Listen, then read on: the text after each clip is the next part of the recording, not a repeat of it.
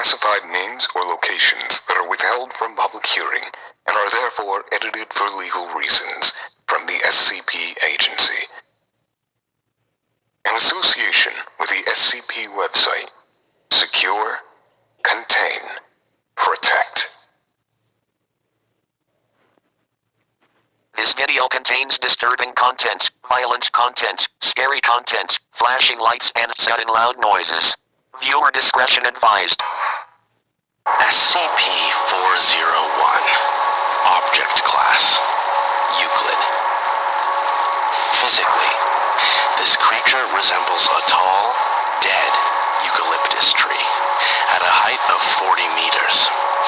Biologically, however, this plant-like creature seems to be formed of human matter, though sharing the same properties and function of a regular eucalyptus plant. The roots of the tree are made up of human arms, some of which split into 2 or 3 forearms at the elbow. The trunk is said to be made up of several vertebral columns which split to form one single vertebrae. Each root has a fully grown and fully functioning jaw, as well as a mouth attached at the end, which is used for digging and consuming prey. Each hand has a human eye.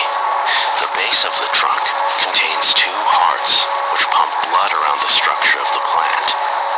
SCP-401 has only 1 stomach, and although we know a lot about its general biological form, we know little to nothing about its psychology. During spring, SCP-401 will go into bloom. Though it is genetically a human male, it will grow female sexual organs. The vaginal openings are located on the palms of its hands, with canals extending 18 centimeters along each wrist to a bulge which contains a fully formed uterus and ovaries. 5 days after the formation of the organs, menstruation occurs, at which point male sexual organs begin to develop in their place over a period of 10 days. During this phase, SCP-401 will attack human females for the purpose of reproduction. SCP-401 is kept in an enclosed area at site. Once a day, personnel are to locate at least 10 roots which should be fed a total of 15 liters of nutritional supplement and to remove any solid waste produced. Female personnel are not to enter the site at any time between March 15th and April 1st. SCP-401 was discovered near the French city of Bordeaux when agents responded to reports of the ground bleeding. On arrival, they found a mouth embedded in the soil, licking up the blood in the dirt with its elongated tongue. It was given SCP status and excavated from the area. SCP-847 Object Class Euclid. SCP-847 resembles a human female mannequin. Researchers have been unable to determine if the missing pieces are due to injury, degradation, or attack. SCP-847 is normally dominant unless it's in close proximity to a human female. SCP-847 will animate under these circumstances and will make every attempt to reach the human female, exhibiting unnatural strength, immense destructive activity, and total single-mindedness. SCP-847's only known vulnerability is high-capacity electricity. Judicious application of electricity will render SCP-847 temporarily dormant. SCP-847 is kept inside a locked room reinforced with vanadium steel and concrete. In addition, SCP-847 must be kept chained up to at least 4 of the 12 electricity live hardpoints in the room at all times. No female personnel are permitted within a 100-meter radius of SCP-847. SCP-847 was discovered, apparently inert, in a remote location in the hills of the Mojave Desert. A female hiker who had gone missing was discovered near the mannequin, apparently killed by massive blunt force trauma. Enough evidence existed for the police to connect the killing to the mannequin. Luckily, SCP operatives caught wind of the event during the preliminary investigation before SCP-847 had been taken from the crime scene and potentially allowed to become active. The discovery stands as a perfect example of how and why close adherence to public surveillance procedures is necessary for the continued success of the entire organization. Radio transmission, 411 days ago. Who's the girl on the cell 847? See her? Nickname Kevin. 2 siblings, 1 younger brother, 1 younger sister. Joined the SCP Foundation as a field agent. The reasons for entering and endangering it still remains unclear. Have there been any other reports of her breaking into containment cells? Yes, sir. We reported several other cells. Cells 9, 5. Under run by this operation, Sergeant. Find the girl, interrogate her, and then kill her. Don't worry, sir. I'll silence the girl. SCP-939. Object Class: Keter. SCP-939 are endothermic pack-based predators, which display an atrophy of various systems similar to troglodytic organisms. The skins of SCP-939 are highly permeable to moisture and translucent red, owing to the compound chemically similar to hemoglobin. SCP-939 average 2.2 meters tall standing upright and weigh an average of 250 kilograms. Each of their 4 limbs end in 3-fingered claws with a 4th opposable digit, and are covered in setae which considerably augment climbing ability. SCP-939 do not possess any vital organ systems.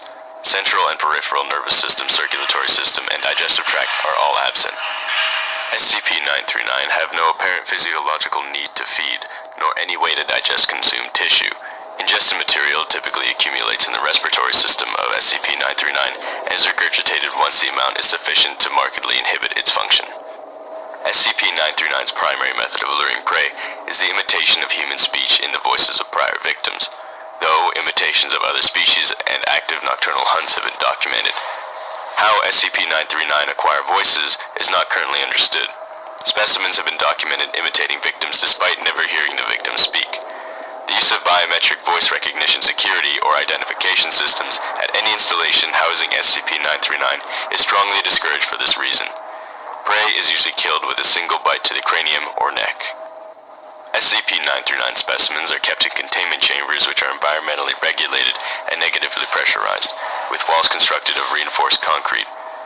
Access to these cells is regulated by an outer decontamination chamber and inner gas-tight steel security doors. Observation windows are constructed of laminated ballistics glass, 10 centimeters in thickness and protected by 100 kilovolts electrified mesh. Humidity is maintained at 100% at temperatures of 16 degrees Celsius. Specimens are monitored at all times. Containment cells should be cleaned bi-weekly. While this takes place, SCP-939 specimens will be transferred to the adjacent cell. During this time, the cell's doors and observation window must be inspected for damage and repaired or replaced accordingly.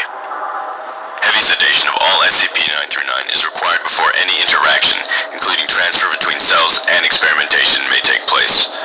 Level C hazmat gear is to be worn by personnel during interactions with SCP-939 specimens and in any areas which SCP-939 have been known to inhabit. SCP-682. Object Class: Keter. SCP-682 is a large, vaguely reptilian creature of unknown origin. It appears to be extremely intelligent and was observed to engage in complex communication with SCP-079 during their limited time of exposure. SCP-682 appears to have a hatred of all life, which has been expressed in several interviews during containment. SCP-682's physical body grows and changes very quickly, increasing or decreasing in size as it consumes or sheds material. SCP-682 gains energy from anything it ingests, organic or inorganic. Digestion seems to be aided by a set of filtering gills inside of SCP-682's nostrils, which are able to remove usable matter from any liquid solution, enabling it to constantly regenerate from the acid it is contained in. SCP-682 must be destroyed as soon as possible. At this time, no means available to the Foundation are capable of destroying SCP-682. SCP-682 is contained within a 5-meter by 5-meter chamber with 25-centimeter reinforced acid-resistant steel plate lining all inside surfaces. The containment chamber should be filled with hydrochloric acid until SCP-682 is submerged and incapacitated. Any attempts of SCP-682 to move, speak, or breach containment should be reacted to promptly and with full force as called for by the circumstances. Personnel are forbidden to speak to SCP-682 for fear of provoking a rage state. All unauthorized personnel attempting to communicate with SCP-682 will be restrained and removed by force. Archival recording, 351 days ago. Now, why did you kill those farmers? If you don't talk now, we will remove you from this attempt and place you back into...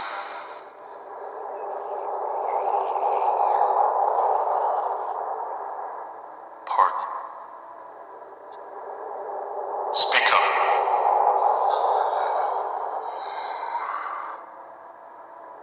That microphone has only so much gain. Move it closer to it.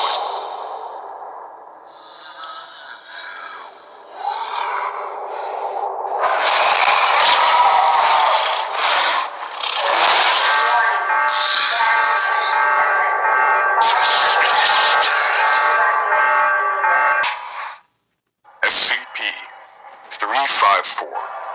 Object Class: Heater.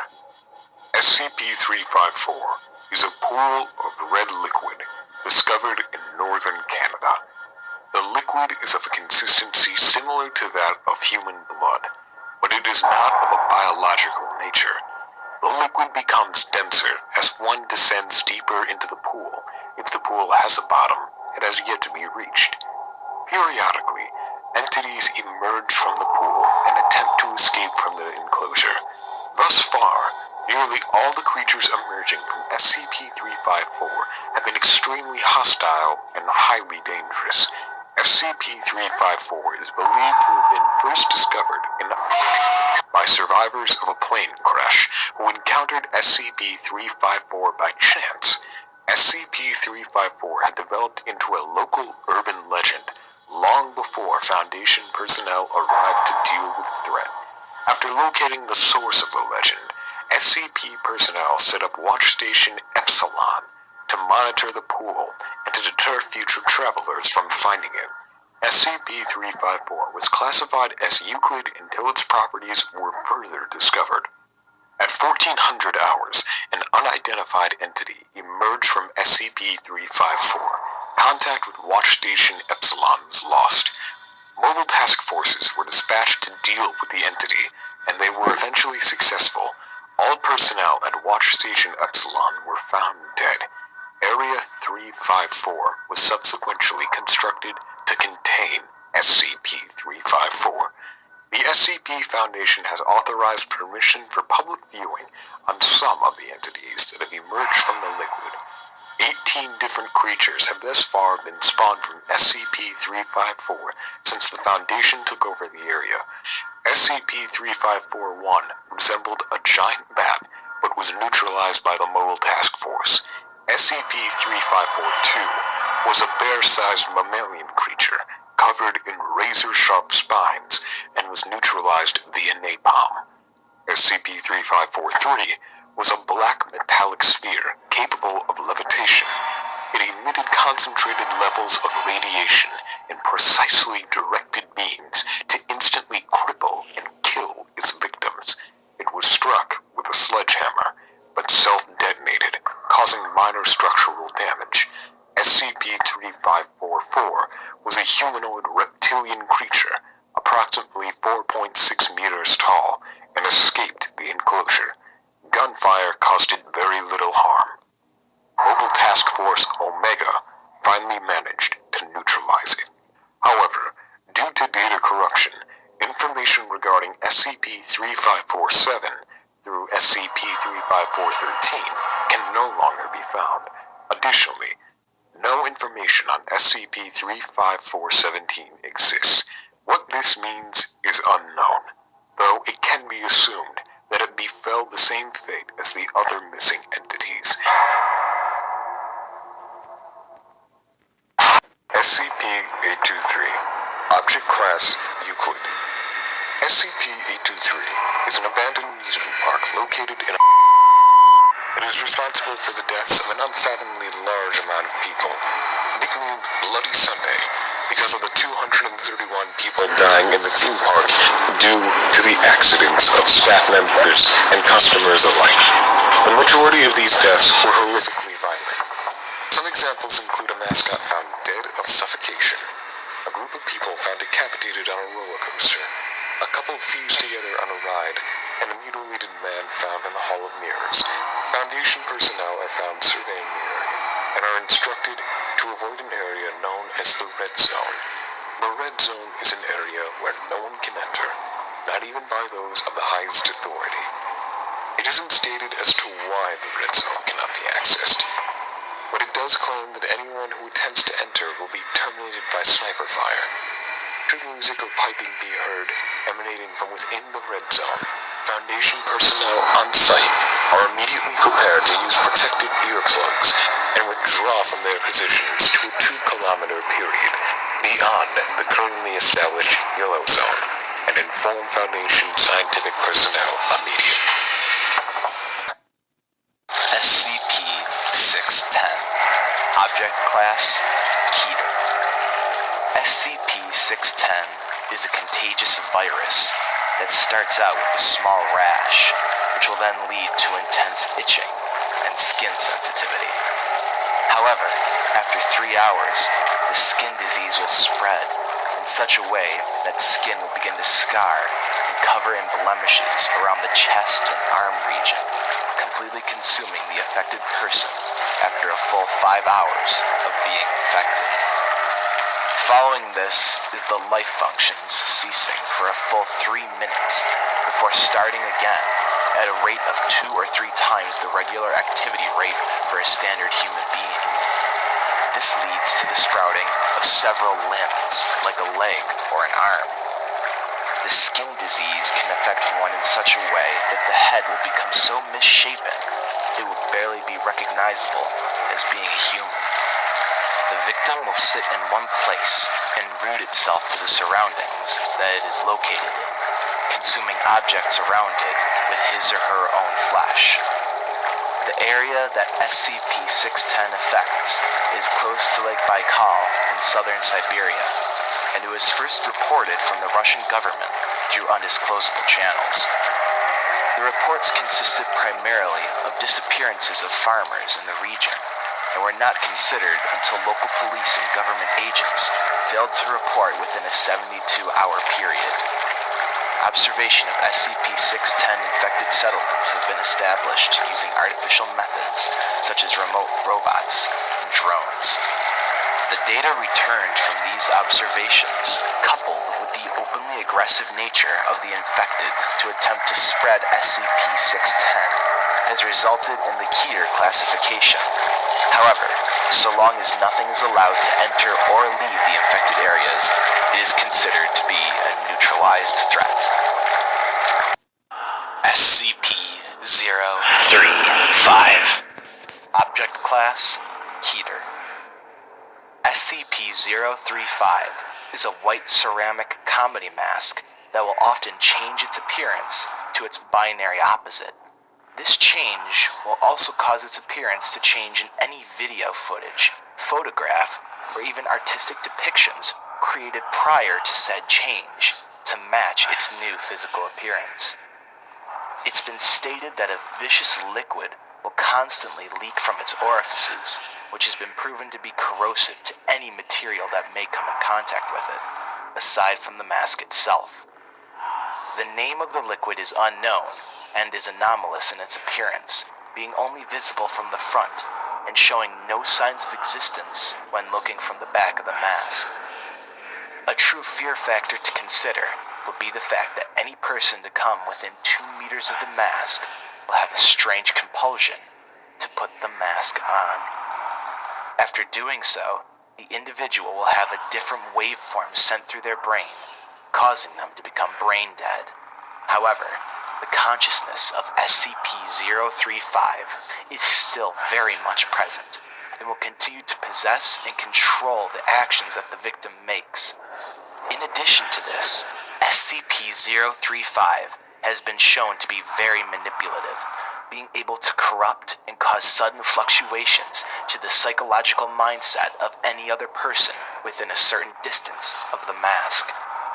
Subjects have been quoted to say that it has an intimate knowledge of how the human brain works and would be able to change the views of any individual if given enough time. SCP-035 has been found to be able to possess anything that has a humanoid shape, including mannequins, corpses, and even statues. The subject has been able to motivate all into movement, removing the need to expose live subjects. Personnel within 10 meters of SCP-035 have recently reported feeling unease, stating that they can hear unintelligible whispering. Several others have suffered from severe migraines. The object has been monitored, but there is no change in its dormant behavior, and no sounds have been recorded. S5 is kept within a hermetically sealed glass case, no fewer than 4 inches thick. This case is to be contained within a steel, iron, and lead-shielded room at all times. Doors are to be triple locked at all times, with the exception of allowing personnel in or out. Guards remain outside at all times and are not allowed within the containment room under any circumstances.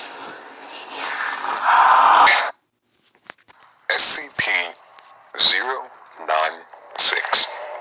Object Class, Euclid. SCP-096 measures roughly 2.5 meters in height, with barely any muscle mass or body hair. Its limbs are completely out of proportion to its body, each arm measuring at a length of 1.5 meters. The activity of SCP-096 is far from normal, spending most of its days pacing the eastern wall of its cell. The only real issue reveals itself when somebody sees its face. From this point onwards, SCP-096 will become severely emotionally distressed, covering its face with its sickly, twisted arms whilst crying, screaming, and even babbling. It will then take it upon itself to seek out whomever was to view its face, attempting to charge towards them at speeds of 35 kilometers per hour and even higher, though the speed typically depends on the distance between the viewer and the SCP. Scarily enough, the location of the viewer does not seem to change the behavior of SCP-096, as it will have a constant, yet logically impossible sense of where the victim is at all times. Whenever 096 actually reaches the person, it will proceed to kill them, and somehow leave no traces of the victim's biological matter. SCP-096 is contained in an airtight steel cube at all times, Weekly checks for any cracks or holes are mandatory. Because of the nature of the SCP, only 2 cloaked video surveillance tools are used inside its cell. For safer research and security, personnel use pre-installed pressure sensors and laser detectors to ensure its presence inside the cell. AU audio log was recovered from an interview between Dr. and Captain detailing Zulu 9's first incident with SCP-096. Now playing AU audio log 1557. It always sucks ass to get the initial retrieval duty. You have no idea what the damn thing is capable of besides what jacked up information the field techies can scrape up. And you're lucky if they even tell you the whole story. They told us to bag and tag, didn't tell us jack shit about not looking at the damn thing. Could you describe your mission, please? We had 2 choppers, one with my team and one on backup with Zulu 9B and Dr. We spotted the target about 2 clicks north of our patrol path. I'm guessing he wasn't facing our direction, else he would have taken us out then and there. Your report says SCP-096 didn't react to the call. It was minus C. Actually, it was negative. Anyway, we landed, approached the target, and Corporal got ready to bag it. That's when Doctor called. I turned to answer it, and that's what saved me. The target must have turned, and my whole squad saw it. That's when SCP-096 entered an agitated emotional state? Yeah, well, I never saw its face. My squad did, and they paid for it. Could you describe it a little more, please? Yeah, it started screaming at us and crying. Not animal roaring, sounded exactly like a person. Really creepy. We started firing and it picked up Corporal and ripped off his leg. We were blowing chunks out of the target, round after round. Didn't do jack shit. And that's when you ordered the use of an 84 HEDT launcher? An anti-tank gun. Started carrying it ever since we had some of the SCPS get loose. I've seen those tear through tanks like tissue paper. There was significant damage to SCP-096? It didn't even flinch. It kept tearing apart my squad, but with half of its torso gone. But it was taking damage. If it wasn't showing it. It must have lost all its organs, all of its blood, but it didn't acknowledge any of it. Its bone structure wasn't hurt at all. So, no actual structural damage. How many rounds would you say were fired at SCP-096? At the least, 1,000. Our door gunner kept his DAW-19 on it for at least 20 seconds. 20 fucking seconds. That's 650 caliber rounds pumped into that thing. Might as well been spitting at it. And this is when Zulu 9B arrived? Zulu 9B managed to get a bag over its head and it just sat down. We got it into the chopper and got it here. We have obtained an artist's depiction of SCP-096's face. Would you like to view it? You know, after hearing that thing screams, and the screams of my men, I don't think I want to put a face on what I heard. Alright, I believe we're done here. Thank you, Captain. Captain is confirmed to have left interview room 22, subject slightly distressed. I hereby request SCP-096 be terminated as soon as possible. This is Dr. Audio log, date January 5th, 1992. End of recording. SCP-173. Object Class Euclid. Probably one of the most popular SCP monsters, SCP-173 is a humanoid statue made from concrete and other rock material, with discoloration in the face region. As innocent as the object class makes this monster sound, the capabilities of the statue are unfathomable. Looking away for a split second, even when blinking, will mean that this statue is free to move. When chamber inspections or maintenance takes place, no less than 3 members of staff can be in the room. and must alert one another before blinking to reduce the risk of having their necks broken. SCP-173 cannot move when direct eye contact is made, meaning that if a constant line of sight is made with this statue, he can't move. Recent reports indicated scraping sounds of stone, originating from inside the container when no one is present inside, or no cameras are monitoring it. It's considered normal, but was indicated to be a warning if the behavior had changed. The brown substance on the floors of the room seemed to be a combination of feces and blood, and is usually noticed several days into the week. Origin of these materials is unknown, but the enclosure must be cleaned on a bi-weekly basis. SCP-1128. Object Class: Euclid. SCP-1128 is an entity that manifests as a massive aquatic predator to anyone given a full description of the being's appearance through either spoken or written descriptions or visual depictions of the being. Persons infected by it will initially exhibit no abnormal behavior, though some cases show a general aversion to activities involving bodily immersion in water, such as bathing or swimming. Should subject ever be fully immersed in water, they will disappear completely under the surface of the water, regardless of the water's actual depth. In most cases, subjects will reappear moments later in a panic state and frantically try to leave the water, while in some other cases the water will become polluted with blood and debris, confirmed to be the remains of the subject. Subjects that have reappeared intact claim that they were transported to a vast ocean, where they are pursued by SCP-1128. Interviews with these individuals carry some risk factor of further SCP-1128 contamination, as descriptions of the being's appearance trigger further infections. 1128 infection can be treated with Class C amnestics, as it appears memory of the entity or descriptions of it are required for its anomalous properties to take effect. Written descriptions or imagery of SCP-1128's appearance or videos of the entity breaching found outside the Foundation are destroyed, and Class C amnestics are administered to anyone exposed to such information or showing signs of 1128 contamination. A written description of the entity's appearance is kept at site for experimental purposes only, and is not to be read by anyone other than D-Class used for testing. If exposed, staff report immediately for administration of Class C amnestics. Mobile Containment Force Kappa 12 has been assigned to intercept and redirect any and all water traffic that passes through their designated patrol area by any means necessary. SCP-4499. Object Class: Euclid. SCP-4499 refers to an anomalous variation of the great white shark. Instances appear identical to their non-anomalous counterparts.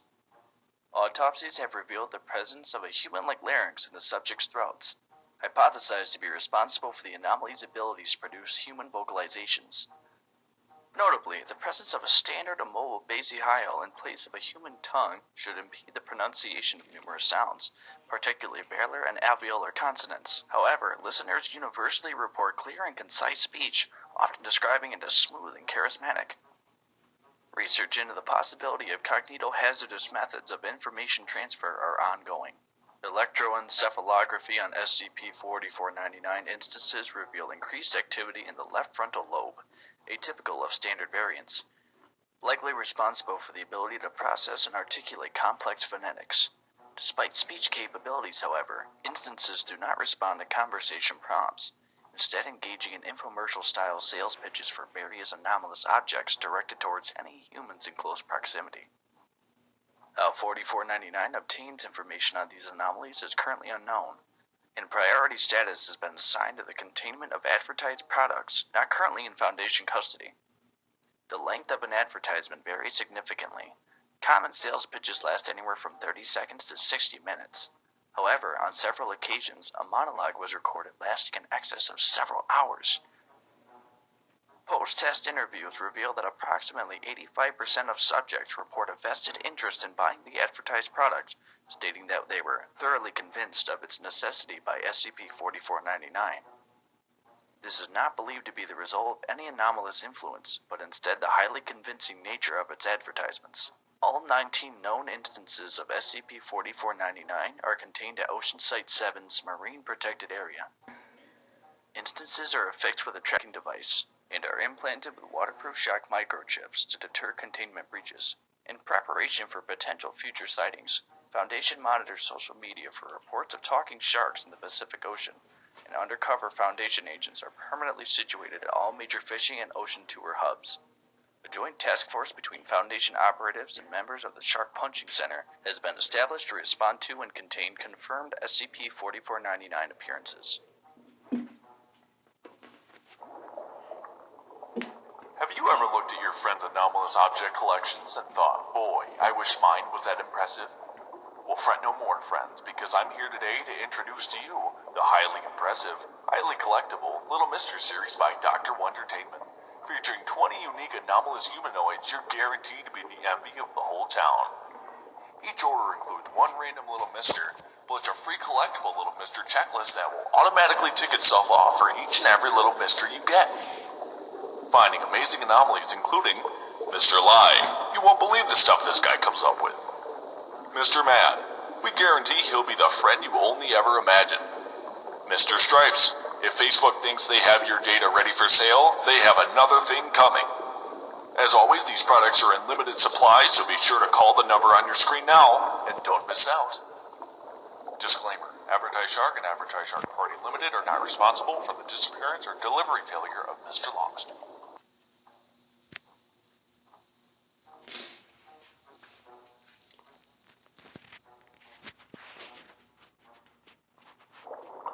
I don't know, man. I just don't think a statue that kills you when you blink has much of a market. No, trust me. This thing is cool. I can name 10, 20 anomalous zoos that would kill to have one of these things. Dude, it literally smears feces everywhere. Nobody's going to pay to see that. Besides, it won't do anything if everyone's watching it. Got a point. What about that chainsaw that turns inanimate objects into ghosts? I think you've got something there. Imagine the aesthetic appeal for goths or haunted house owners. Yeah, that's my angle. Here's what I've got so far. Have you ever looked at the bright, colorful world around you and thought, this happy-go-lucky crap is really cramping my vibe? Then do we have the product for you? Introducing the chainsaw, the #1 product for making what you see, what you saw. Oh, that's nice, man. Along with the tongue-in-cheek slogan. Really catchy. Yeah, I think I've got a bestseller here. Commission's gonna be through the roof. Definitely gotta see what Steve has to say about this.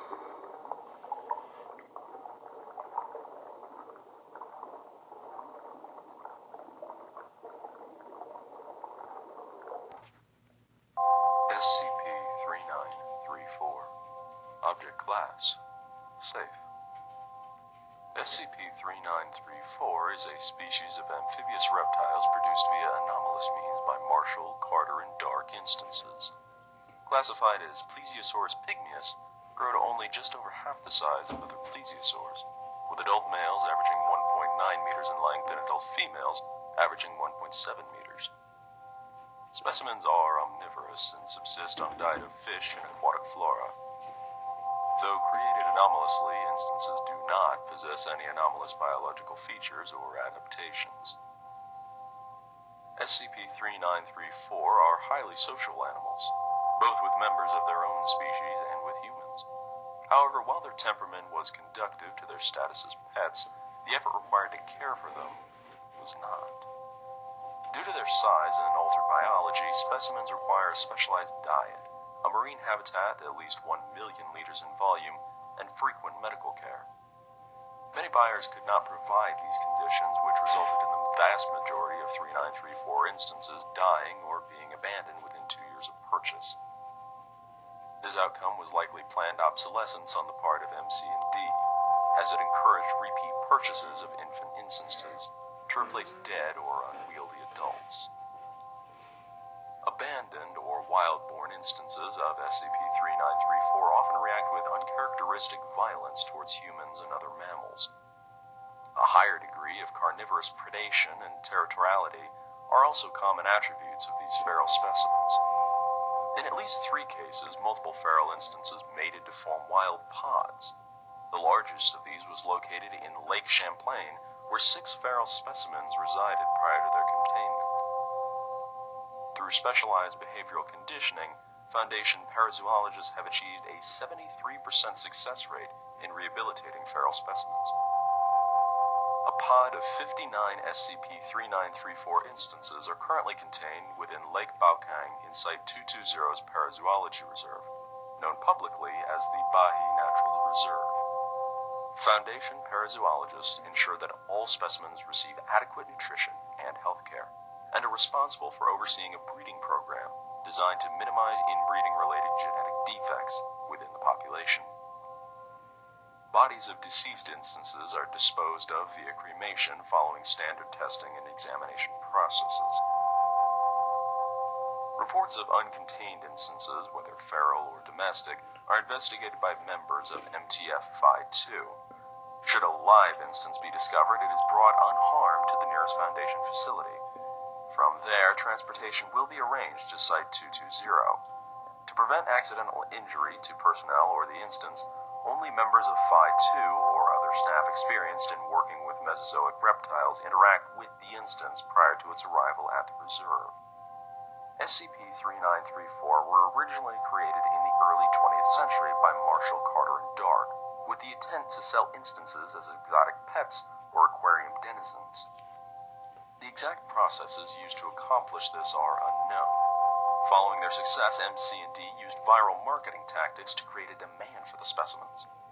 Starting in 1933 and continuing on for the next 2 decades, MC&D staff leaked images and stories of SCP-3934 to the media, the most famous example of which is the 1934 surgeon's photo. The campaign was a success, and the international fascination with the Loch Ness Monster phenomenon resulted in further attention.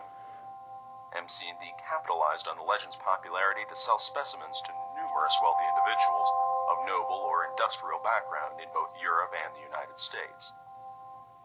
Between 1935 and the present, an estimated 1,200 to 1,400 instances have been created and sold. SCP-811 Object Class Euclid. SCP-811 is shaped similarly to a human female with disproportionately long and thin limbs and a slightly bloated abdominal region. It is 171 centimeters tall and weighs just under 47 kilograms due to its strange physiology.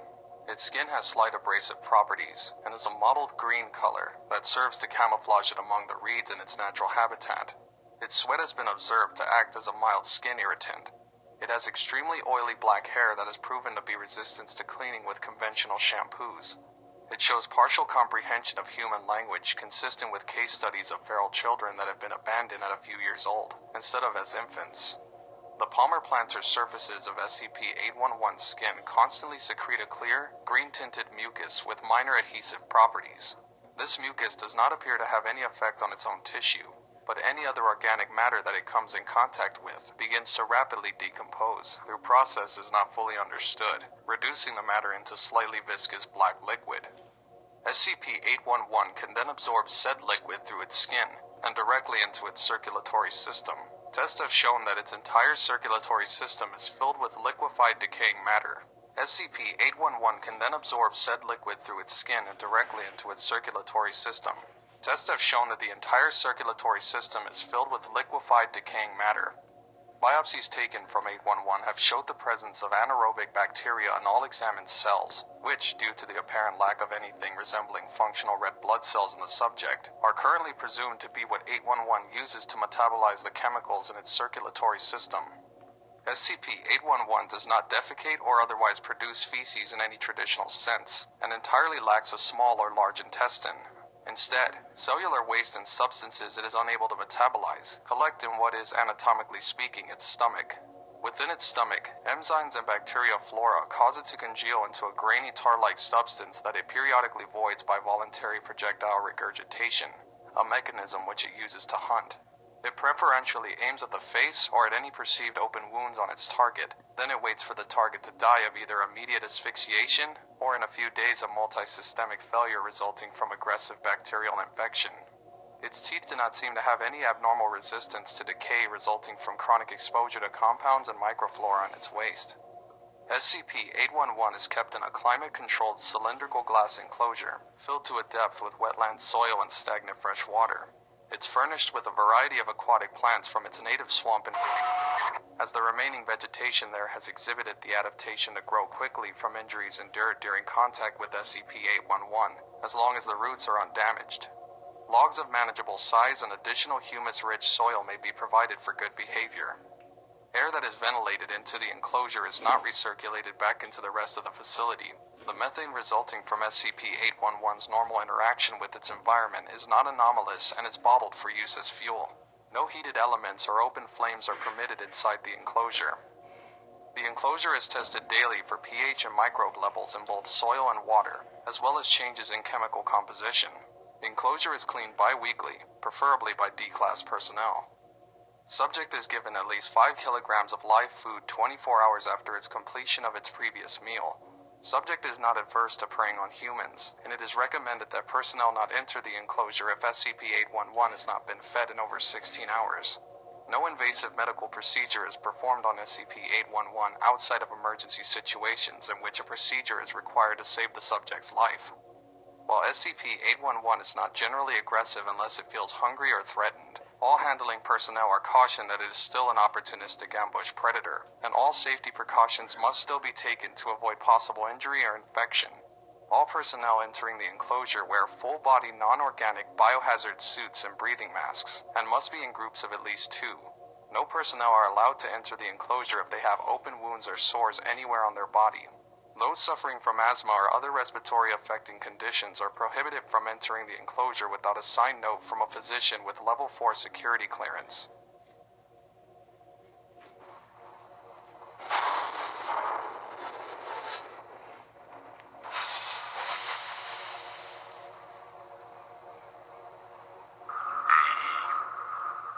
Doctor, what? Questions? Food.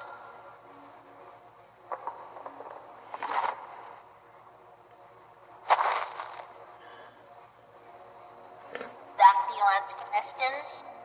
Yes. What is the earliest thing you can remember? This thing? Early things. Things before. Before box? Before box. Most before? Yes. Big man. Tall.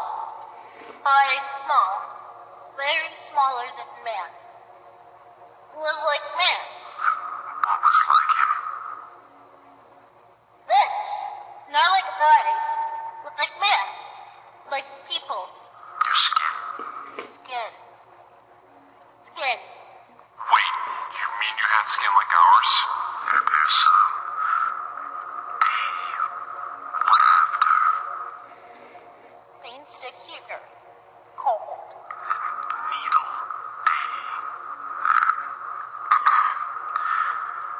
The golden needles. Needle here. Cold. And then Pain. Red.